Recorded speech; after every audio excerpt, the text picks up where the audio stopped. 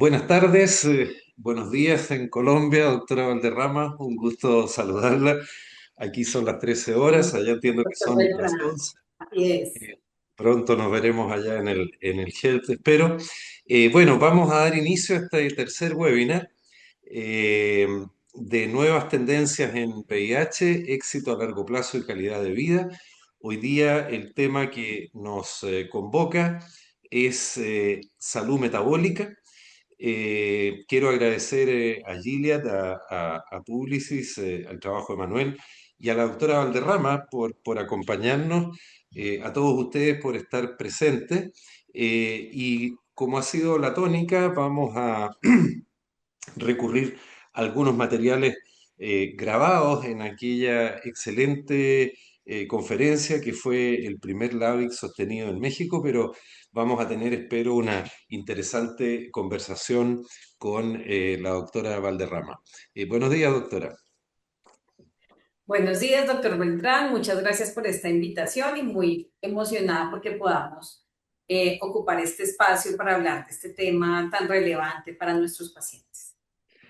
Muy bien, vamos a hablar hoy día vamos a partir hablando de riesgo cardiovascular, pero desde una perspectiva diferente de las perspectivas netamente estadísticas o de los scores que se aplican de riesgo cardiovascular a 10 años, sino que riesgo cardiovascular en el sentido de su estrecha relación con la inflamación, con el envejecimiento, por cierto, con el metabolismo y el impacto particular que tiene el VIH en incrementar este riesgo, incluso de manera diferente o de distinta magnitud entre hombres y mujeres. Para eso los invito a que veamos un extracto de la extraordinaria presentación que hizo la doctora Valderrama recientemente en México. Momento. Entonces, definitivamente es un problema multifactorial. En cuanto al título de la presentación, la respuesta es todo. Y cada una de estas cosas tiene que ver. Sabemos que en las personas que viven con VIH, a pesar de que incluso veamos indetectabilidad, puede haber una replicación persistente, que también muchas coinfecciones van a tener también un papel en esa inflamación, pero sabemos, y nos acabó de mostrar la doctora Brenda, que el sexo, el género, también tiene que ver y que vamos a tener riesgos diferenciales por nuestros estrógenos y por muchas otras hormonas allí asociadas en la mujer, que también tenemos un papel de la terapia antirretroviral, que tenemos una activación inmune permanente y no solamente eso, sino que nuestra población que vive con VIH también está envejeciendo y sabemos que esa inmunosenescencia se presenta antes. Entonces, definitivamente, esas coinfecciones con hepatitis C, SARS-CoV-2, infecciones de transmisión sexual, toda esa pérdida de GALT, de los linfocitos en el momento de la primoinfección en el tracto gastrointestinal, esa replicación, esos reservorios virales, pues definitivamente están causando una disfunción endotelial y esto claramente lo podemos ver de muchas maneras y se ha investigado bajo diferentes ópticas, como por ejemplo ver ese aumento del lipopolisacárido de la fosfolipasa 2, también ese engrosamiento de la íntima media de la carótida y luego esto lleva a una inflamación. Sabemos que es más frecuente que tengamos incremento de proteína C reactiva, de interleuquina 6, de receptores del factor de necrosis tumoral, también del dímero D, más marcadores de inmunosenescencia más tempranos, CD57, mayor activación de monocitos que lleva a más translocación bacteriana y esto aumenta. Pero no solamente eso, sino tenemos una persona que también puede tener esos factores de riesgo tradicionales, que puede estar fumando, que puede estar abusando o con un consumo de alcohol que esté incrementado, que también puede tener un antecedente familiar, que puede estar hipertenso, que puede estar diabético y que todo esto va a aumentar ese riesgo cardiovascular. Pero no solamente tenemos esto, sino también el uso de antirretrovirales y muchos estudios a través de la historia que han estado tratando de contestar esa pregunta de qué relación hay entre los antirretrovirales y este aumento del riesgo. Y también hemos hablado hoy mucho de ese incremento de peso y sabemos que la obesidad, y bueno, luego aprenderemos más a definir obesidad, pero sabemos que hay muchas vías también que hacen que la obesidad pueda incrementar la resistencia a la insulina, la grasa visceral, la activación del sistema nervioso simpático, y todo eso también genera disfunción endotelial, inflamación y nuevamente aumento del riesgo cardiovascular.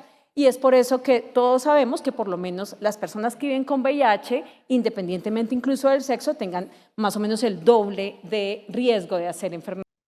Bueno, eso es algo que actualmente, doctora, ya es aceptado incluso por los cardiólogos, que el VIH es un factor de riesgo cardiovascular, y el incremento en el riesgo por el solo hecho del VIH, macheando todos los demás factores de riesgo, el, el- el- el HR es al menos 1,8 o como usted dice, 2. ¿Está de acuerdo con eso, doctora? ¿Mm? De acuerdo, así es. Y Muy interesante que, si bien en todas las personas con VIH hay este riesgo, es bien interesante ver cómo también hay diferencias entre hombres y mujeres y entre razas, ¿no? Y entonces, por ejemplo, hay por lo menos, hay una revisión sistemática con por lo menos 3 estudios que muestran que los eventos coronarios agudos en las mujeres que viven con VIH pueden ser hasta 3 veces más que en los hombres que viven con VIH. Esa diferencia es menor antes de los 40, antes de los 50 empieza a incrementar un poquito y después de los 50 es que se ve la diferencia más relevante y pues tiene mucho que ver también con nuestros cambios de menopausia, pero también que de hecho en la mujer infectada con VIH también hay algunos estudios que muestran mayor disfunción endotelial. No hay solamente mayor número de eventos coronarios agudos, sino que también hay estudios epidemiológicos que muestran mayor falla cardíaca y mayor eventos isquémicos cerebrales. Entonces, es bien interesante ver que en toda la población, tanto hombres como mujeres, y adicionalmente en las mujeres, hay que cuidarlas más. A la otra población que también tenemos que poner una lupa mayor es la población de raza negra, sobre todo en las mujeres que viven con VIH, que hay más resistencia a la insulina, hay mayor riesgo de obesidad y sumado a todos estos factores o múltiples factores, también pueden tener incluso más riesgo que la población general con VIH. Sí. sí, a propósito, me tocó revisar este año, perdón, el 2025, todavía estoy en el 2025, no he dado vuelta a la página. Eh, el 2025 se publicó en el Open Forum Infectious Diseases el seguimiento a largo plazo de este estudio tan viejo del START, que en su tiempo, para los más antiguos que nos están escuchando, el estudio START fue hecho en los tiempos en que se esperaba que los pacientes bajaran su CD4 hasta 350 para empezar terapia. Los más jóvenes dicen, pero ¿cómo hacían eso? Bueno, eso era lo que hacían. Y el estudio STAR fue un estudio pionero porque a un grupo les partió terapia con sobre 500 CD4 y al otro grupo lo dejó bajar hasta 350 CD4. Y ese estudio demostró que dejar bajar hasta 350 CD4 producía mucho más morbilidades asociadas a SIDA y muerte en el grupo de 350. Bueno, algunos caían por debajo de 350, pero no logró demostrar diferencias en eventos cardiovasculares. Pero ahora, 10 años después, se hizo el seguimiento de largo plazo y se demostró que el inicio precoz sí disminuyó significativamente los eventos cardiovasculares en mujeres exclusivamente. Los redujo en forma muy significativa, no así en hombres. Por lo tanto, frenar la inflamación y prevenir, y por cierto, tratar la infección viral, retroviral, en las mujeres adquiere todavía mucha mayor relevancia porque están mucho más expuestas a este fenómeno inflamatorio por una diferencia de respuesta inflamatoria genéticamente determinada.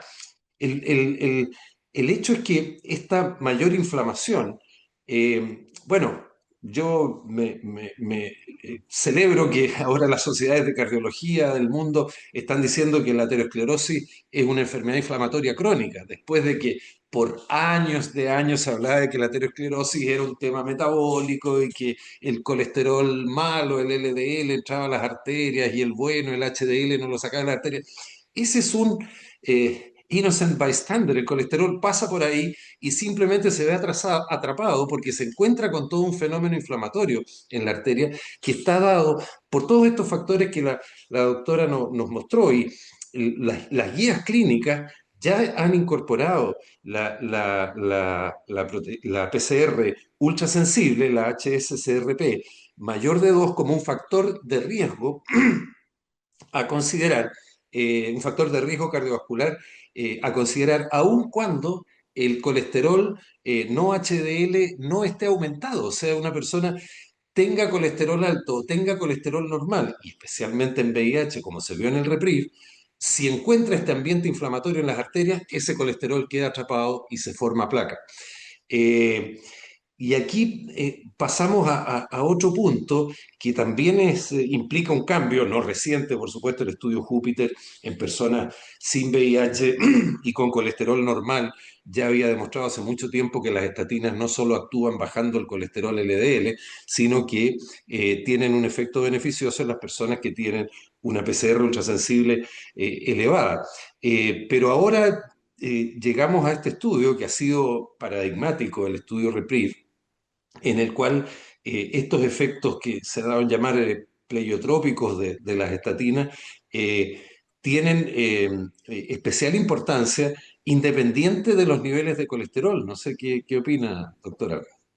Es súper importante porque en el estudio submecanístico, como lo llamaron ellos, del estudio REPRIV, ellos empezaron a responderse o a tratar de entender por qué el beneficio del uso de estatinas en población con VIH que no tenía alto riesgo cardiovascular y exactamente lo que dice el doctor y lo que ya en población general se estaba viendo. Ellos se dieron cuenta que sí, claro, había una caída del LDL, pero no de más de unos 10 a 30 miligramos por decilitro, que es importante. Sin embargo, efectivamente vieron la caída de la proteína C reactiva ultrasensible, pero lo más importante es que vieron cómo había una disminución de la placa coronaria no calcificada y cómo no solamente había una disminución neta, sino había una disminución dinámica en la progresión. Y cuando ellos miraron eso que lo explicaba, efectivamente encontraron que eran otros marcadores como el potenciador del procolágeno de la endopeptidasa 3. Ellos encontraron que esta proteína es muy importante para estabilizar la placa y que es esta proteína la que explica más o menos esa disminución del 80-90% de la progresión de la placa y se dieron cuenta que los niveles de LDL no se correlacionaban con esa disminución de la placa no calcificada. Así que exactamente, no nos toca, no es que no nos interese de acá en adelante lograr metas de LDL, eso nos va a seguir interesando, pero el problema va más allá y tenemos que ir más temprano.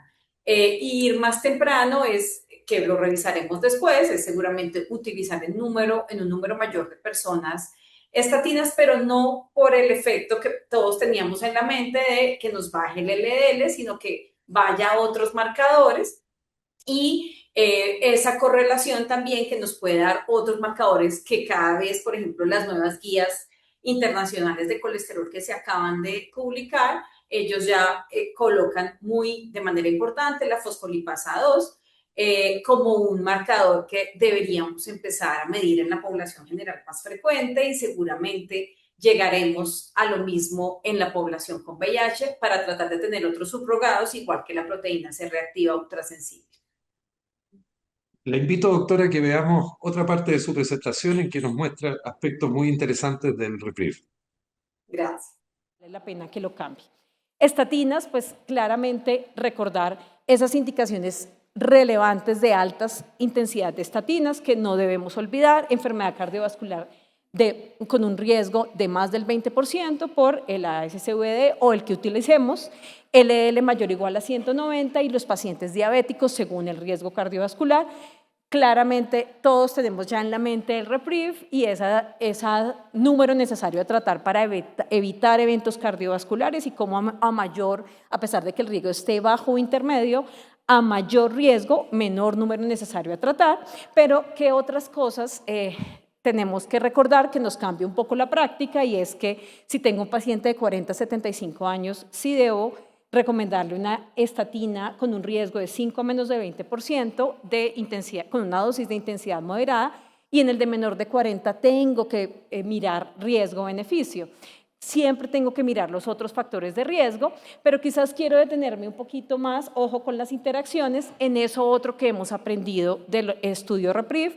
Acá es un estudio del mecanismo que lleva a la estatina a disminuir el riesgo cardiovascular y esto parece, pues, con este estudio en que a un subgrupo le hacen un angioTAC de coronarias y miran los biomarcadores, claramente ven cómo en los pacientes que tienen la estatina, a pesar de su riesgo bajo, ven un cambio en el volumen de la placa coronaria no calcificada y también dentro de los biomarcadores encuentran que hay disminución de LDL, incluso y más importante la LDL oxidada, y ya habíamos hablado de la lipoproteína de la fosfolipasa 2 y también hay una disminución.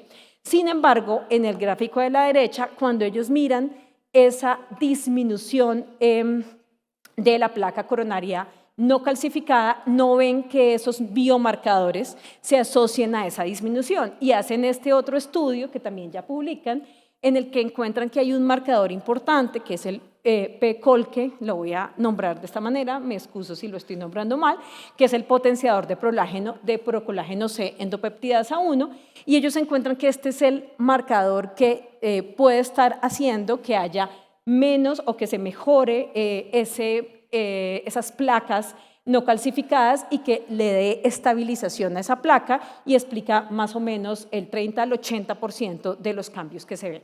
También ustedes saben que el estudio deja allí la pregunta de diabetes y el riesgo, y este estudio es muy bonito porque miran en REPRIEV cuál es ese riesgo de diabetes y definitivamente encuentran que el mayor riesgo de diabetes se va cuando las personas tienen mayor o igual a 3 factores de riesgo metabólico, nuevamente la importancia de esa mirada integral, sobre todo en las personas con índice de masa corporal alto, con prediabetes, con síndrome metabólico, son las personas que también pueden llegar a tener más riesgo de tener diabetes y cuando no ven esos factores de riesgo, miren que si no ven ese incremento en diabetes. Entonces definitivamente hay que entrar a mejorar toda esa salud metabólica en los pacientes.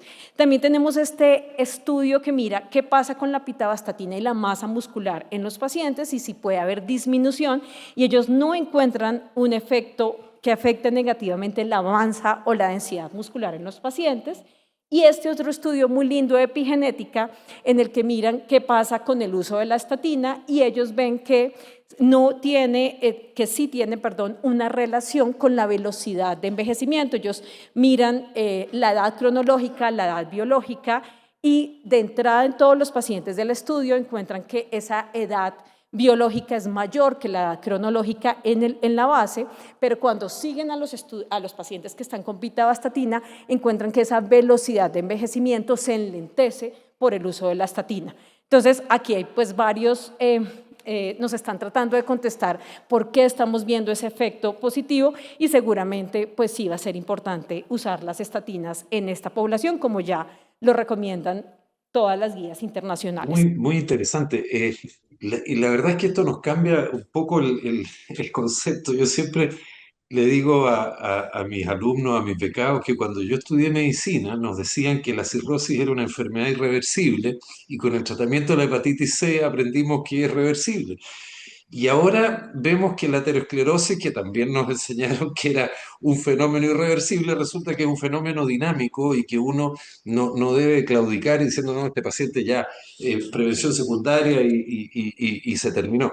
Es un fenómeno dinámico y en el que hay que intervenir. Muy interesante, el REPRIEV va a dar no sé para cuántos subestudios. Ahora en el CROI, de hecho, publicaron un subestudio en el que demostraron que los MASE, los famosos endpoint combinados, sí se podían predecir por los valores combinados de PCR ultrasensible y de interleuquina 6, o sea que tenían un valor predictivo de eventos cardiovasculares.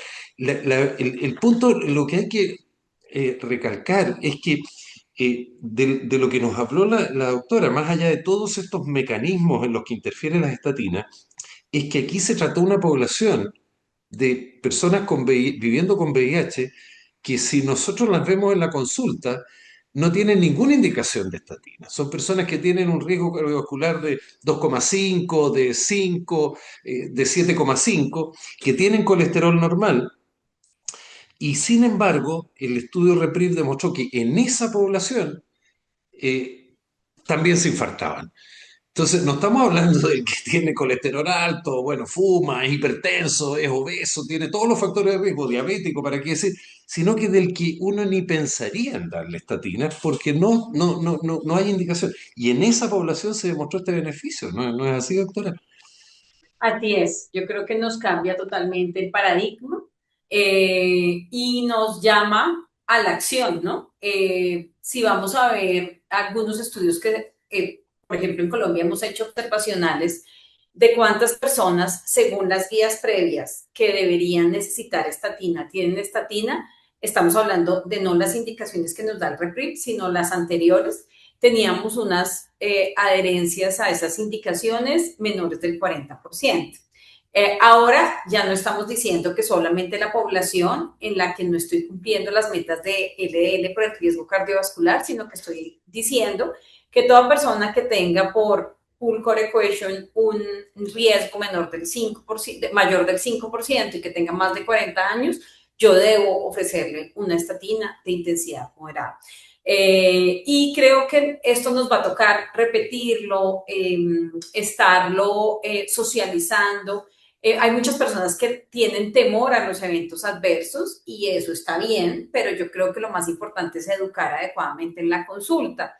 Es importante, las mismas cifras del estudio muestran un riesgo de miositis o de cualquier compromiso muscular que estuvo por debajo del 2%. Eso es relevante. Y también aparece este dato que tampoco era nuevo, de una posible también relación con diabetes mellitus, ¿sí? Que es un poco paradójico, pero yo también allí mirando la literatura dice, ojo, porque cuando vemos ese riesgo, el riesgo realmente es en personas que no están controlando sus factores de riesgo, es decir, personas que no están controlando, están con obesidad, con un índice de masa corporal incrementado, con prediabetes, son personas que muchas veces pues tienen además otros, hipertensión, otro tipo de cosas, más de 2 comorbilidades relacionadas. Así que el mensaje es muy poderoso acerca de la utilidad de la estatina, pero por eso no debe tampoco perderse el mensaje más importante en que tenemos que trabajar entre lo no farmacológico y lo farmacológico de la mano.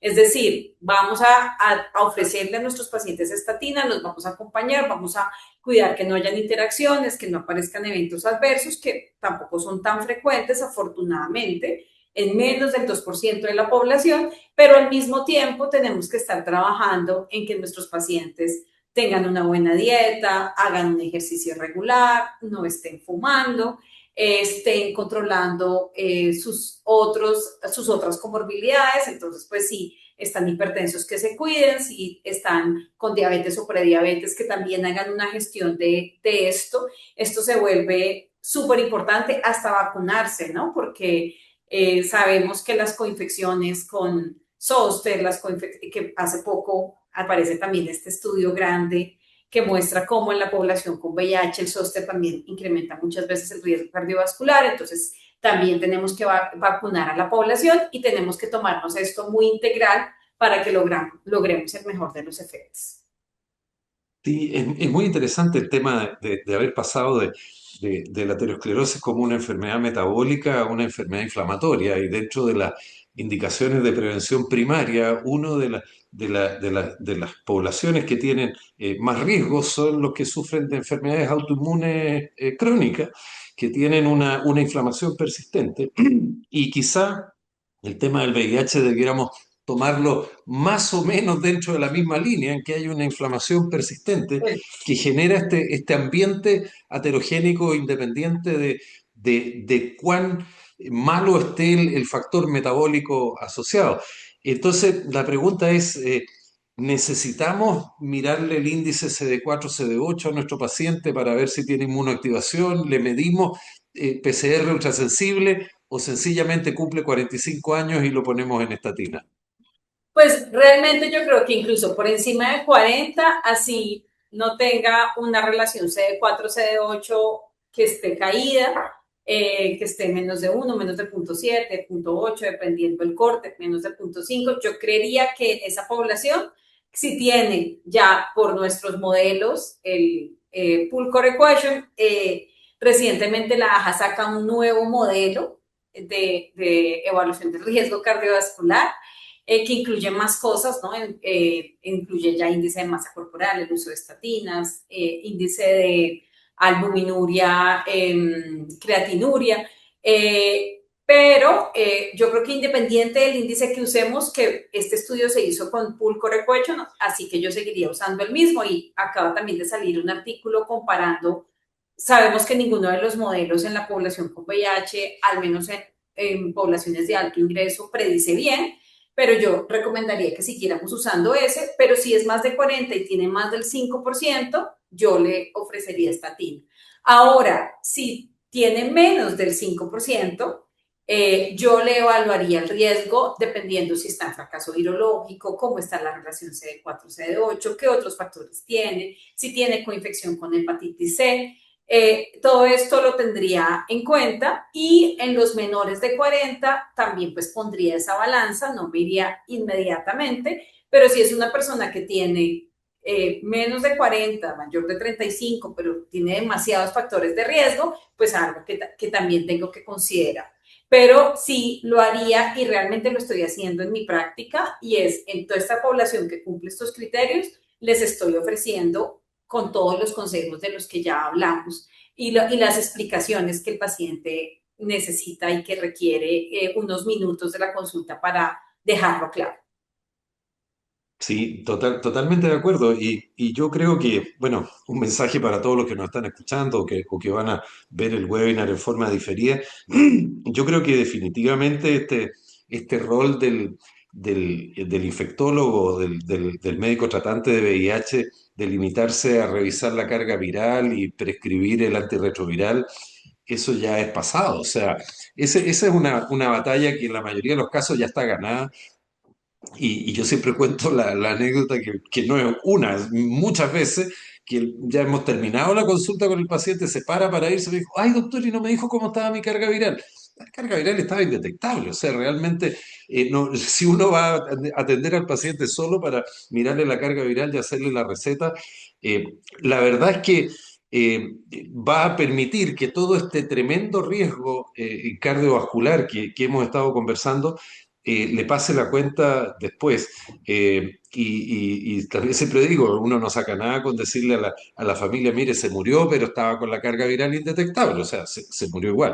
Y se nos van a empezar a morir de otras cosas nuestros pacientes, o ya se nos están muriendo de otras cosas.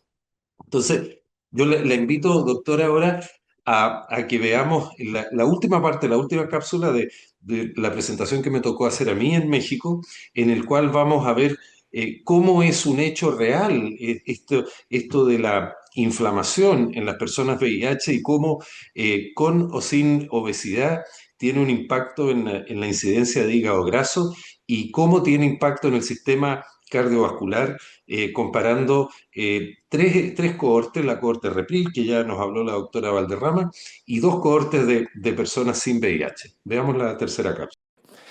Y esto muy rápido porque ya se dijo. Fíjense que esta es la frase: la obesidad o el exceso de adiposidad no es ni necesaria ni suficiente para que haya enfermedad cardiometabólica.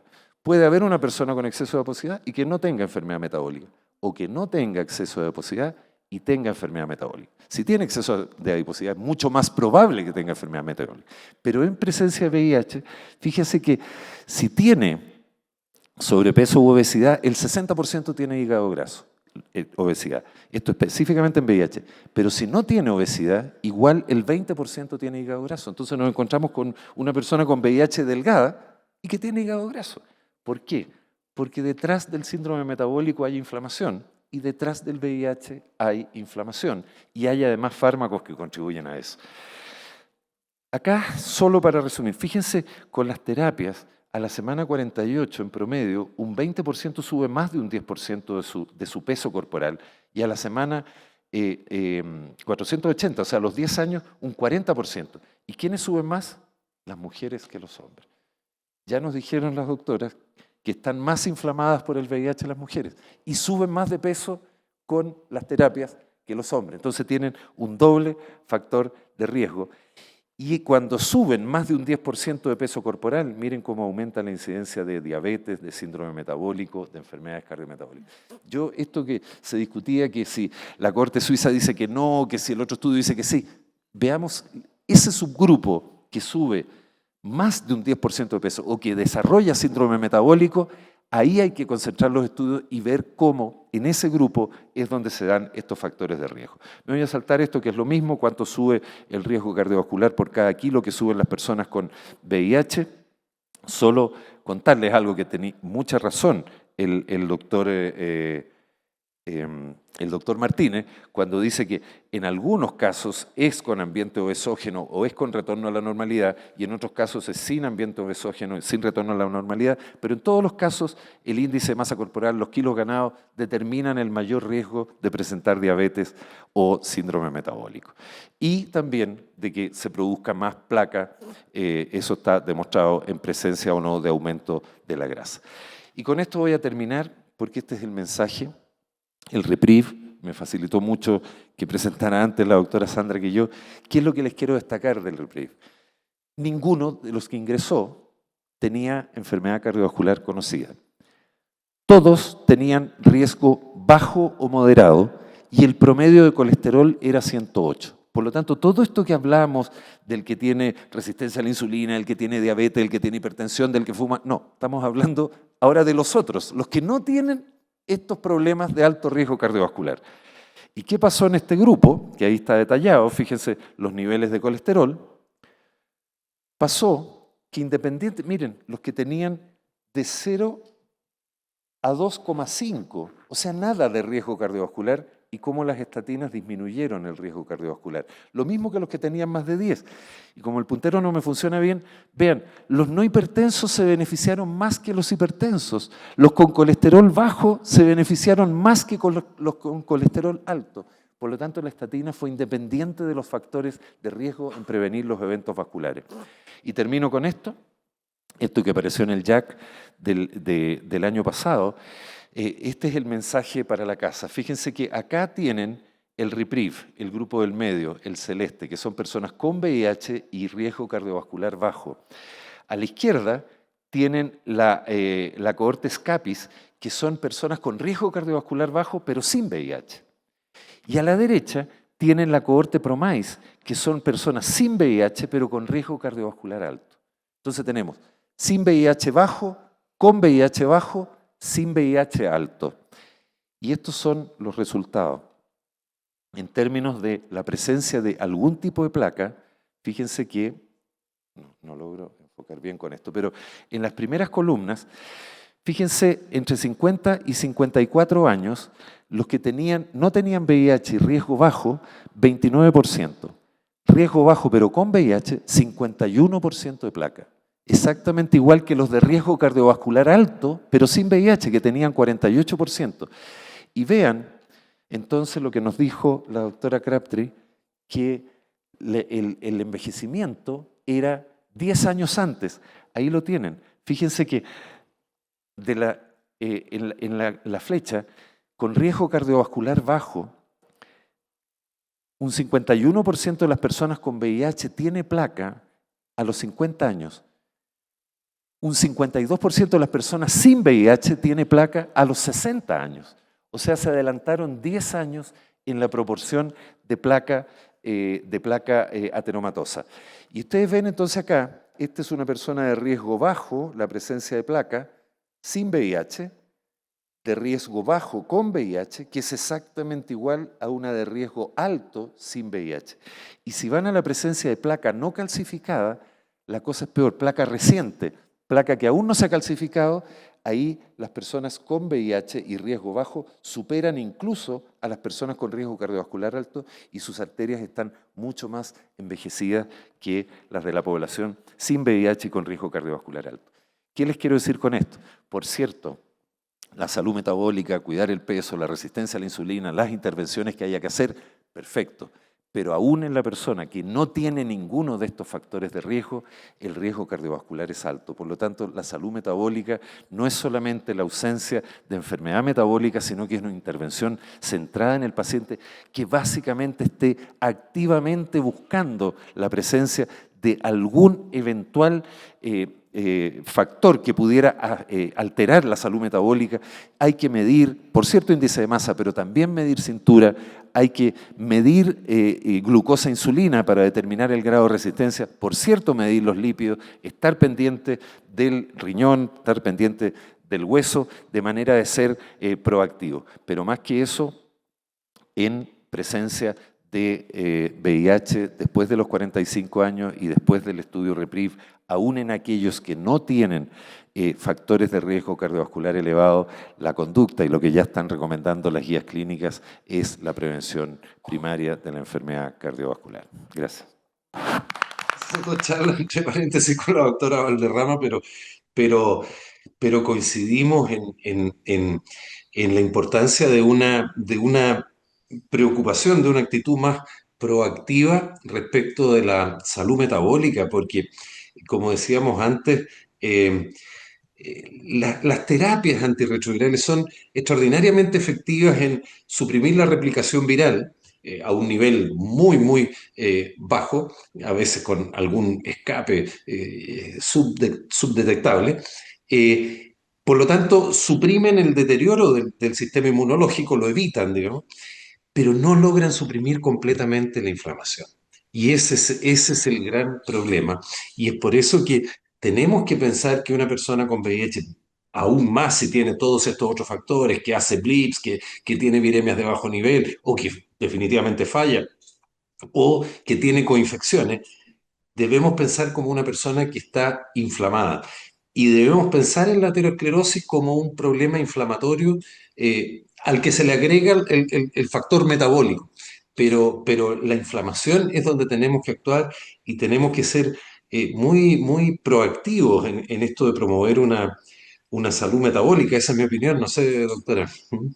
No, totalmente de acuerdo y eso me hace, por ejemplo, doctor, pensar en también toda la información y dudas de, entonces deberíamos cambiar la terapia antirretroviral, entonces deberíamos no usar eh, los inhibidores de integrasa de primera línea porque eso me puede dar un beneficio y eso pues cada vez parece que no, claramente no es el punto. Claramente hay más un retorno a la normalidad, claramente hay una inflamación que ningún antirretroviral es capaz de, a pesar de que lo mejora, porque claramente pues tomar terapia antirretroviral es protector, no es capaz de eliminar todo ese riesgo y hay que hacer otras intervenciones, pero seguramente no es el cambio de terapia. No sé qué piensa el doctor al respecto. Sí. Sí, bueno, se siguen presentando en el CROI, ahora se presentó otro subestudio del REPRIV en que los pacientes que habían hecho switch a inhibidores de integrasa tenían una mayor frecuencia de hipertensión arterial incidente que los que no habían hecho switch. También se presentó una extensión del paso doble en que los pacientes con dolutegravir 3-TC tenían menos hígado graso que los que estaban con Big TAF. Pero, a ver, ninguno de los estudios dice, mire, este grupo no tiene estas cosas. No, todos tienen. Podrá tener un poco más, tener un poco menos. Y por eso es que estrategias tanto farmacológicas como, por cierto, no farmacológicas son muy importantes en términos de promover esta salud metabólica. Pero yo insisto, la salud metabólica parte por buscarla. Yo ahora estoy haciendo policlínico docente en mi hospital y me encontré con que ningún paciente tenía medida de insulina, por ejemplo. Me puse a medirles insulina porque es parte de la evaluación que uno tiene que hacer y tiene que ser más generoso con la metformina, más insistente con los estilos de vida saludables y la actividad física en los pacientes que tienen resistencia a la insulina. Y no olvidar que esta es una carrera que promete ser muy, muy larga. Ya hay bastante evidencia que en prevención secundaria no solo son las estatinas, sino que la colchicina también tiene un rol en este efecto pleiotrópico sobre la placa. Se viene toda una revolución en los inhibidores del PCSK9, que es esta proteína sérica que hace principalmente en el hígado, que no capte colesterol el hígado, y al inhibirla, el hígado capta activamente colesterol y disminuye sustancialmente el riesgo cardiovascular. Y de los monoclonales, el avirocumab, el evolocumab, ya se están desarrollando drogas orales para inhibidores de la PCSK9. Por lo tanto, yo creo que el manejo metabólico, claro, en este momento, estatina, metformina en muchos casos, GLP-1, no hablamos de agonistas de GLP-1, que también es una herramienta que tenemos. También en el CROI hubo un estudio de tirsepatida en VIH con resultados mejores que semaglutida. Pero se vienen otras intervenciones que claramente van a hacer que lo metabólico sea también un manejo multifactorial. Y a lo mejor vamos a tener al paciente con menos antirretrovirales que fármacos metabólicos en el futuro. No sé qué piensa, doctora. De acuerdo, yo creo que lo acaba de decir, doctor Cas, esos, los agonistas del GLP-2, del receptor del GLP-2, pues ya han mostrado de manera contundente en la población general diabética y también en la población con obesidad, unos beneficios cardiovasculares muy relevantes. Eso no tiene por qué ser diferente si llegamos a tener nuestros pacientes con diabetes, con obesidad, pues tenemos que pensar en ofrecerles cumpliendo, digamos que todas las indicaciones. Lo mismo los PCSK2, que ya la mayoría de las guías dicen, mire, si no cumple el objetivo, pero si ya es una persona que ha tenido evento cardiovascular, entonces es una persona que se beneficia. Entonces, es muy interesante. Yo quizás también, además de eso, un mensaje que me parece fundamental es, pues nosotros siempre en la consulta de pronto le decimos al paciente, haga ejercicio, haga dieta, pero yo creo que toca hacerlo más contundente y más estructurado, ¿no? Entonces, ahí es importante, por ejemplo, que uno pueda tener en el equipo una nutricionista que además conozca el tema, ¿no? Porque es como cuando a uno le pasa con el psicólogo, que cuando integramos, por ejemplo, en nuestra experiencia, el psicólogo, el psiquiatra en nuestro equipo, pues las consultas son mucho más productivas, más enfocadas. Entonces es muy importante enseñarnos a comer, ¿sí? Esto, digamos que ni siquiera nosotros como médicos muchas veces nos han enseñado qué es lo más correcto, y cada vez las guías son más juiciosas diciendo, bueno, explique qué más comidas con nueces, con aceite de oliva, más consumo de ácido omega 3, de los pescados más de aguas frías, saladas, más que el pescado de agua dulce, bueno, todas esas cosas, teniendo en cuenta además nuestros recursos, ¿no? Porque nuestros países pues tenemos una gran población que tiene dificultades de acceso, pero darle esas pautas más específicas se vuelve relevante. El ejercicio, hay datos que con 180 minutos de ejercicio a la semana de moderada intensidad es suficiente, con 75 minutos de alta intensidad a la semana. Ya hay que explicarle a la persona, de pronto dejemos el tema de no tengo tiempo, sino empieza a hacer ejercicio, planéalo y ayudémosle a los pacientes a esto, ¿no? Seguramente entre más estas estrategias no farmacológicas nos ayuden, pues estas otras no farmacológicas que ya estamos hablando de la estatina, en que pues realmente sin ningunos riesgos muy altos, pero también tenemos todas estas terapias que afortunadamente existen y que afortunadamente nos van a servir, pero que son relevantes, pero que tenemos que empezar con la A, que es la prevención no farmacológica. Entonces yo creo que ahí está como ese equilibrio entre estas diferentes intervenciones. Uy, se nos ha pasado el rato, ha estado tan interesante. Vamos a tener que ir cerrando, pero vamos a dejarnos unos 3 o 4 minutos por si hubiera alguna pregunta de la audiencia. Doctor, tenemos aquí una, dice Jimena, soy infectóloga especialista en atención de pacientes que viven con VIH y quería consultar qué opinan de la interacción de metformina con dolutegravir. Es una muy buena pregunta.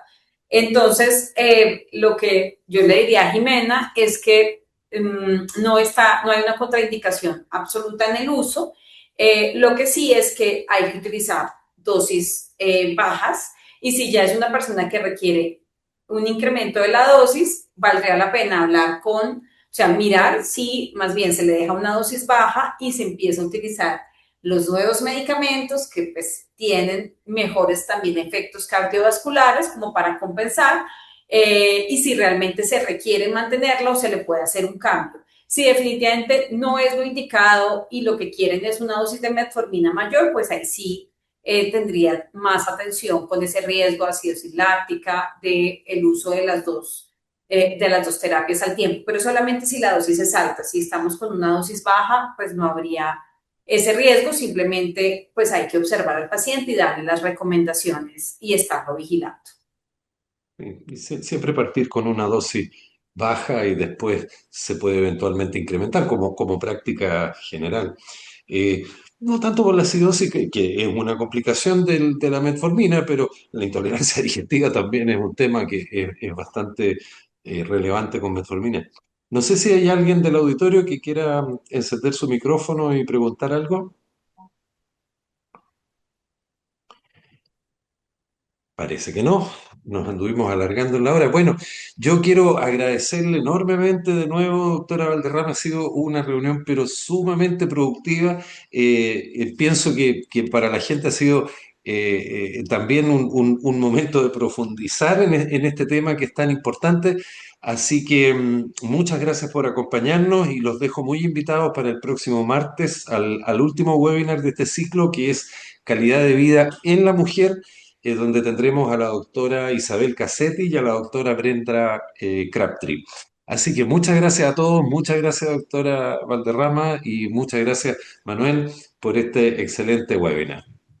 Doctor Beltrán, siempre es un gusto y muchísimas gracias por esta invitación y por también sus excelentes mensajes. Muchas gracias. Gracias, Muy Manuel.